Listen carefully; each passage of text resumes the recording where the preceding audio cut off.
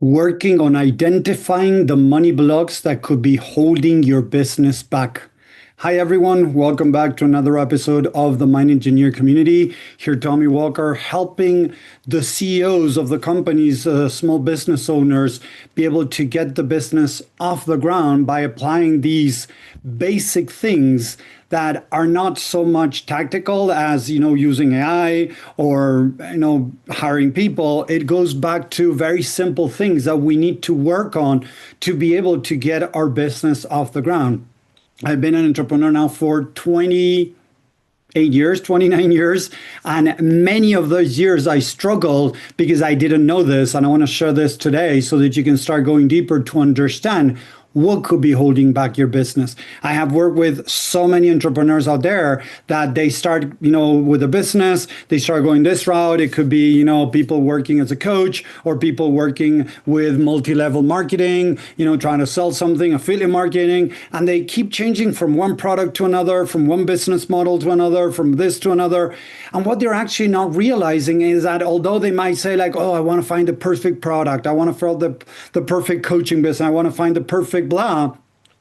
What they're actually saying most of the times is, or I'm scared, so I rather not launch so hard. I'm going to keep trying from here to here, so I don't have to give all my all into this business.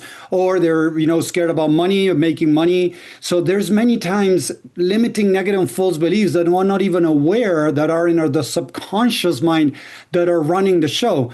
Carl Jung, a very famous psychologist, many years ago, he would say that if we don't deal with what's in our subconscious mind and make it conscious, what's in the subconscious mind is going to run the show, and we're going to call it that is our destiny. So the truth is, I have worked with so many entrepreneurs that they're stuck moving from one business model to another, from one product to another. And at the end, what they had was limiting negative and false beliefs about themselves and mainly, about money that I want to cover a little bit today. So one of the things that we need to do is to start validating or accepting that there for sure things that are in the subconscious mind that you're not aware of. And many of them might be holding you back. So the subconscious mind runs around 90 to 95% of your life. The conscious mind runs 5 to 10%. So if the mind runs, mostly in the subconscious mind, we need to start tapping into the subconscious mind to identify what we have in there to be able to actually reveal it, become aware of it, start recognizing the narratives that we have, and then be able to start changing those narratives. But we cannot change anything that we're not aware of. A lot of people, what they do is they start all these, coaching programs, business programs, different type of things where they tell you to just start telling yourself positive affirmations around money. And although people tell themselves positive affirmations about money, nothing changes. Like money is good. I deserve money. Money is for everyone. I'm a good person. I deserve money. Whatever it is that you're telling yourself around money, what you're telling yourself around money is not going to change anything in the subconscious mind if you don't actually work at a subconscious level. Just by telling yourself affirmations about different things, the mind doesn't normally take them. Why? Because the affirmations are said through the conscious mind. And the subconscious mind has proof, quote unquote, proof that whatever happened in the past is much more powerful than whatever you're saying. So imagine that you're telling yourself that money is good, but in the past, your parents fought over money. They struggled over money. They screwed themselves over money, or people screwed your parents over money, or your parents screwed other people over money. Or like me, I went to a school that a lot of people had a lot of money, and many were bullies, were, all the time measuring their dicks, whatever, right? And unfortunately, there was a lot of rejection, judgment, and criticism. So in the back of my head, I had learned many limiting negative and false beliefs around money, as in money creates problems, people with money are bad people that, have a lot of money are jerks, are bullies, are this and that. And I didn't realize this. And I've heard sometimes my parents talking about these things, like, oh, look at this, bitch with this, 4x4 truck. Look what she's doing. And it was like, oh, look what money, people with money do. So we start in our mind being programmed to think that money is bad. So as we start thinking that money is bad, unfortunately, what happens is we start rejecting money. So one of the biggest things that we got to start incorporating, my recommendation is to start learning what could we have learned during childhood. It's not what you think about money today, because you could have changed the way you think about money consciously, because you're not allowing yourself to think bad about money, because thinking bad about money is not going to attract money. But thinking positive about money and not bringing money, it's showing you that there is something at a subconscious level that is holding you back. So the idea is to start working.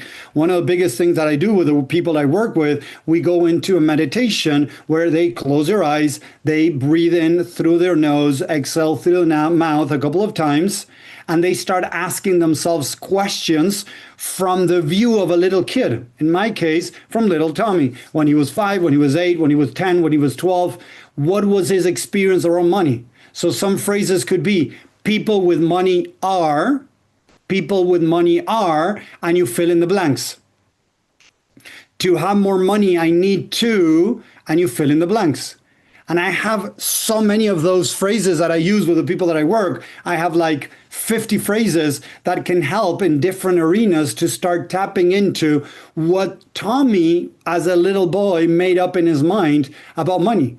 I went to a very expensive school. My parents sent me there because my mom was a teacher. They couldn't afford it. I had a full scholarship. So I was surrounded by people that had a lot of money. And not all of them, of course, don't get me wrong, but there were some of them that were very egocentric, very self-centered. And at the end, they were very insecure. They were, having troubles themselves, and they were bullying. And this could have happened in a place where people had no money. But what I saw is people with money being very bullies, and things like that. So what I started learning in my head, whether it was right or not, it doesn't matter. My perception is people that have money are bullies. People that have money are, scammers. People that have money are bad people. They don't care about others and all these things. And this could have even started when we were very young, when we started seeing Robin Hood. Robin Hood would steal from the rich to give to the poor because the rich were bad people. So again, we are so much exposed to things that the mind could start using to prove to itself that having money makes you a bad person. In different variations, most people have some type of idea that having money could make you a bad person. That's why so many people are struggling with money. They have these programs in their mind that are running the show that they're not even aware of. So the idea is to be able to start practicing going into the subconscious mind to reveal those programs, to be able to start rewiring them. Remember, neurons that fire together wire together, and then what they do is they create a coating around it where it makes it even stronger. And the more it's reinforced along our life when we were kids, that became like a really big cable of neurons that believe negative things around different things, in this case around money. So we cannot just throw positive words into our mind and expect the mind to start rewiring, because it doesn't work like that. The mind uses the past experiences, the files from the past, to see what has happened in the past, and from there project a potential future.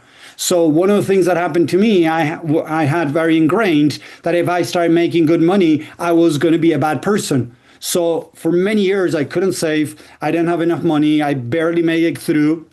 And it had to do with my wiring in my mind. As I started working on that, I started reprogramming that. Slowly, things started to change. I was able to start making more money. I was able to start having a more successful business. And then I had another business that was very successful. So suddenly, out of struggling and living a real,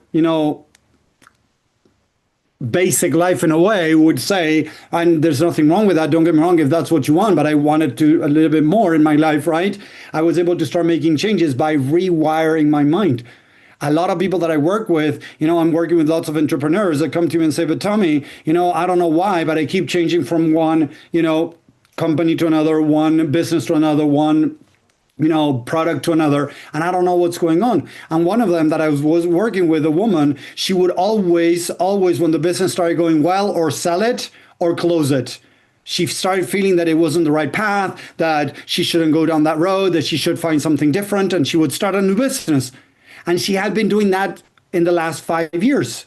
When we started going deeper, she realized that she had this idea in her mind that her parents had taught her indirectly or directly that if she had money, or people that had money were bad people. So she was very worried of being that person that her parents were talking really bad about. So what she did is convince herself that the business was not the right business for her. It wasn't the right fit. So she would change from business to business. It could be jobs, it could be whatever.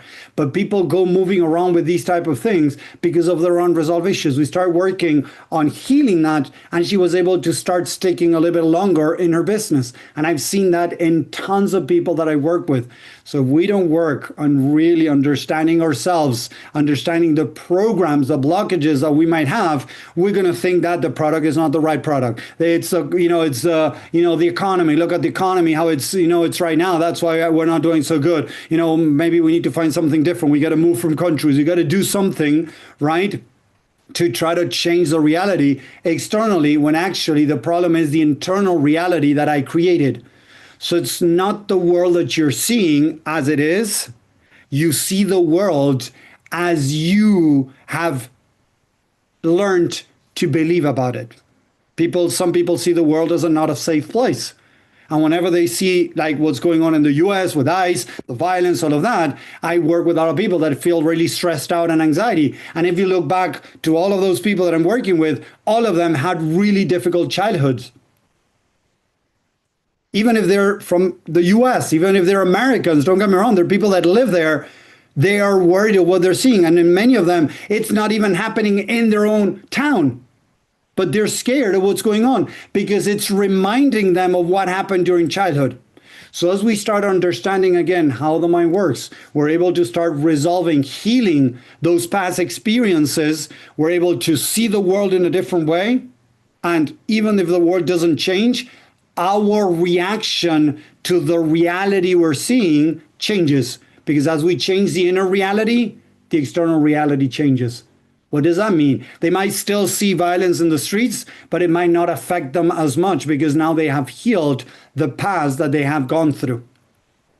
So again, I want you to understand that connection, because when you're working on reprogramming the mind, it's not just about forcing positivity, saying affirmations all day, every day, because for most people it doesn't work.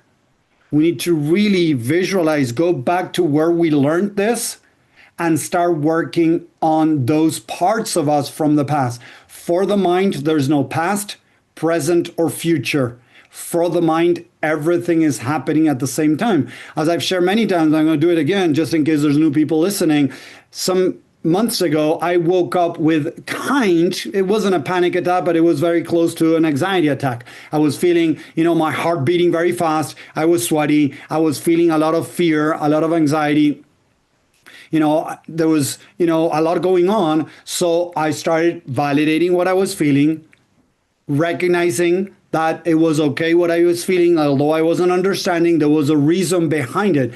And I get a lot of people that come to me and say, Tommy, I don't know why I get up in the mornings and I have these panic attacks, anxiety attacks, or I already feel stress, anxiety, and nothing is happening. Or I don't feel safe in the mornings and I don't live in an unsafe place. My house is not an unsafe place, or my partner is not an unsafe person, or a violent person that makes me feel unsafe. I don't know why. And what happened is, as I started validating to myself what I was feeling, after, 5-10 minutes of inner work, of, speaking to me in a calm way, validating what I was going through, suddenly it popped into my mind the dream that I had that night. I had dreamed of a traumatic moment I had experienced around when I was 22 years old, 21, 22 years old. And I wasn't even aware when I woke up. So that event that wasn't processed, as Van der Kolk in his book, The Body Keeps the Score, talks about this, Dr. Margaret Paul, Dr. Gabor Mate, there's so many people that talk about this. The mind relives a moment from the past and it activates all the emotions that were stored in the mind with that event. So as I didn't process it correctly, everything that was stored repressed came up to finally be able to bring closure to that event. And now I can think about that event and it doesn't affect me because there was a change in the mind at a subconscious level, because I dealt with it in a very different way that normally people do. It released whatever was stored there, and now I felt that at that moment much better. And now I can even go back to that moment, and I don't see it negatively charged because I dealt with it. I dealt with it for, it was like maybe a week or two. I don't remember exactly, but it was a week at least. Every day I was dealing with that a little bit till I was able to finally release everything. Sometimes we can start shaking because the body is keeping the score. Everything is stored inside of us. So instead of judging yourself, repressing whatever you are reacting to, remember that the mind could be reliving something from the past that you might not be aware of. And that's what's happening now.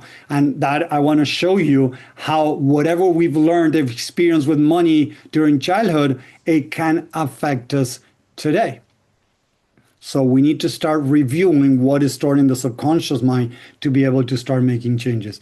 If you want to know more, if this is resonating and you want to know more, just write the word free and we'll share free training where we have more insight and tools to start helping you go even deeper to identify those programs and be able to start reprogramming them. Because seriously, I've seen so many entrepreneurs struggling, not being able to get their business off the ground. But when they started applying this, they were able to start making steps forward. If you don't deal with the root of the problem, doesn't matter what you do externally, all the courses you do, the coaches you hire to build your business, to scale your business, to change your life, whatever that is, it's not going to work if you don't go to the root inside of the mind. That is your belief system. Your belief system is driving your life. And most of us have no idea what our belief system is about. We don't know what it contains. We don't know because we try to hide whatever is in there because we're scared of what we can find. So, guys, I'm not saying it's easy, but it is to start going in and trying to explore to find the different limiting negative and false beliefs that are getting in the way of being able to move forward in our life and especially in our business. So I hope that makes sense. Let me know what you think about this. And again, if you want to know more, just write the word free and we'll share free training with you that really can change things a lot in your life. Thank you very much. And